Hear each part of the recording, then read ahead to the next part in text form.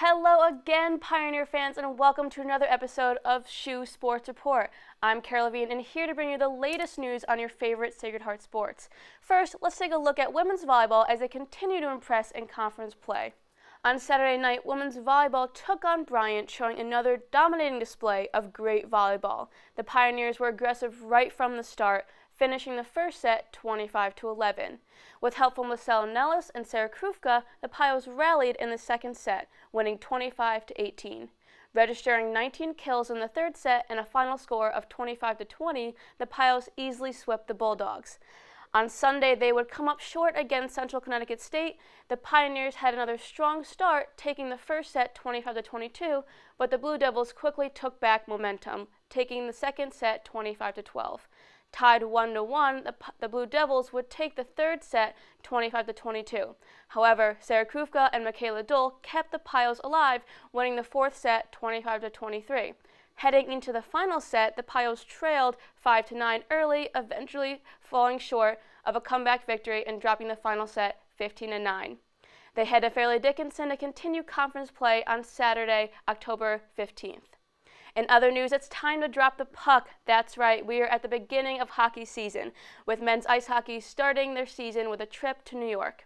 The Pioneers faced off against Army West Point on Friday night, outshooting the Black Knights 33-23, with their defense holding their opponent to only 8 shots over their final 2 periods.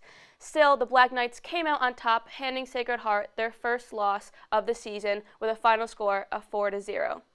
Hitting the road again in North Hanover, Mass., SHU took on Merrimack on Sunday. The Pioneers' determined offense pushed the tempo early, firing 26 shots in the first 2 periods. Senior captain Evan Jasper and senior Nick Lotito each put a goal on the board in the second period. Sophomore goaltender Brent Magnus gave a great performance, only letting 1 goal past him in 13 power plays. Sacred Heart skated away with a 2-1 victory. The Pioneers will return to New York to face Army West Point to finish their season series on Friday, October 14th. Later on, we'll talk with head coach CJ Maritolo in our Coach's Corner about men's ice hockey's new home at Webster Bank Arena, as well as what to expect during Saturday's home opener against Union. For now, I'll pass it along to Kyle in the Update Corner for a recap on this past week in Pioneer sports. Kyle? Thank you, Kara. The Sacred Heart women's rugby team hosted the Westchester Golden Rams at Campus Field for their final home game contest of the season on Saturday. They were unable to get their offense going until 18 minutes left in the second half, with a try by Margaret Woods and a completed conversion kick by Kaylee Howe. However, the defense hung tough and held a powerful Westchester team to only 47 points. The game would finish with a result of 47-7. The Pioneers will finish out the season with a series of road games, beginning with a trip to Malloy for a match on Saturday, October 15th. Junior Olivia Podzaberski had a thrilling 3-set tiebreak win for SHU women's tennis at first singles over Quinnipiac's Rachel Horton in Sacred Heart's 6-1 defeat at Quinnipiac. Podzaberski rallied after losing the first set 3-6 to win the second 7-6 and set up the third set superbreaker 10-7, a win to take the match.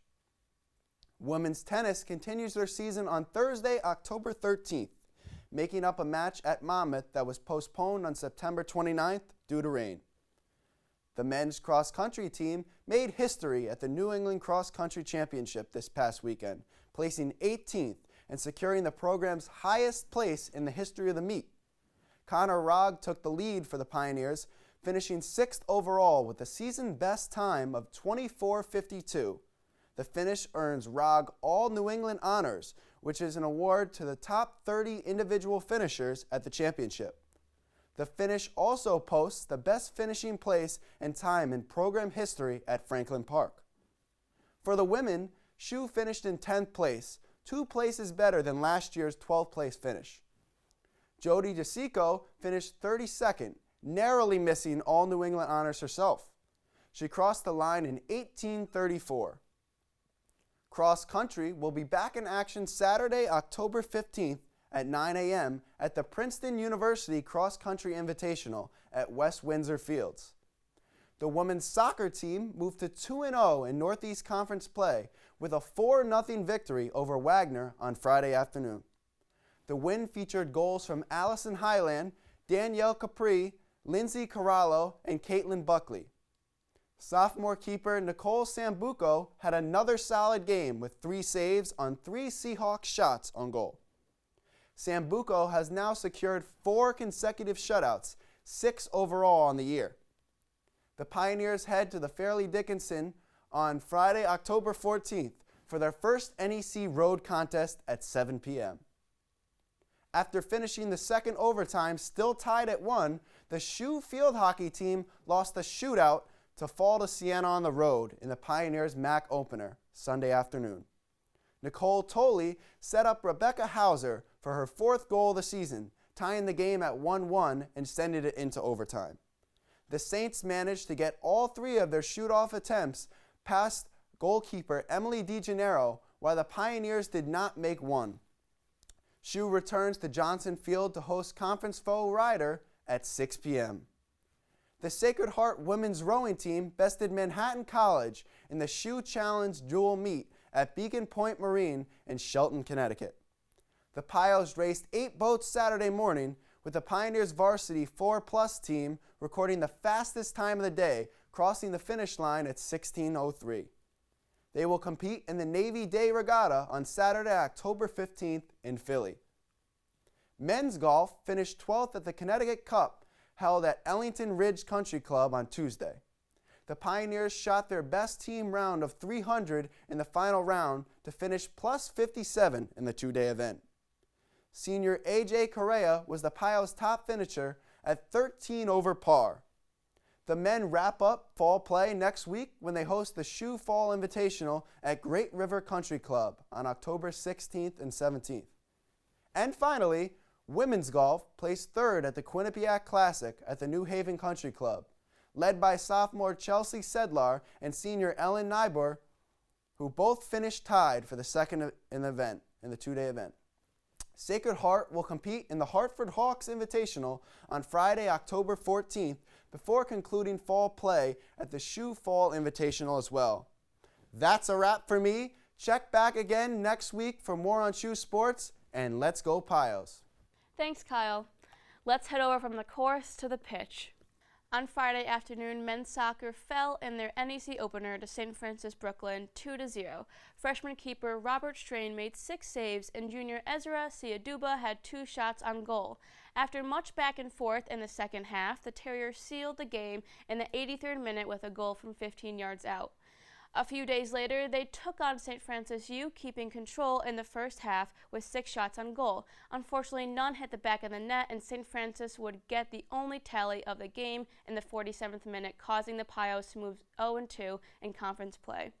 Despite the tough weekend, they will have to keep their heads high as they get back into action on October 16th at Central Connecticut for their first NEC road game. And that's all from me today, so I'll pass it over to Aaron and Coach Maritolo in our Coach's Corner. Aaron? Thanks, Kara. Now, Coach, as you start the year, what would you say that your approach is for this season, and what do you hope to achieve this year? Yeah, our approach has been since day one is to attack everything that we do, whether it's off-ice training, on the ice for practice. Our work ethic so far has been tremendous, and that's something that we've talked a lot about as a team. We don't want to let a minute waste this year. We're very excited about the group we have, and we feel we want to get home ice in the playoffs at the end of the year. We've talked a lot about that as a team, and if we put ourselves into that position, we think we'll be in a good spot moving forward. But this team has been really laser focused right from the get-go. Our leaders have been tremendous in setting the tone and the culture for where we want to get to as a team. Now, you mentioned leaders. You also have the largest senior class in the country. What effect does that have on this team? These guys have been through a lot, this senior class. They've seen some great times. They've seen some low times. They've really grown together as a group. And this team, these guys have a vision of where they want to take this team to. And they've gotten us off on the right foot. This weekend you play at Webster Bank. What does it mean for the program to play in a facility like this, and how has this first month been so far? Yeah, to play in a facility like this, I mean, the commitment that we got from the administration, it's such a strong commitment, and I am grateful that the players are over the top grateful. It's made the alums very proud. It just shows that the university wants to put our players in a facility that sort of aligns with the rest of this university, which is unbelievable. So our expectations going into that this weekend is we're going to be excited to play there. Our guys being able to get out on a sheet of ice like that pro teams play there, it just adds a layer of excitement. We can't wait to get going. Yeah, absolutely. Adds to the atmosphere. This weekend you finally head back to the new arena when you face off against Union. What are your expectations for this game?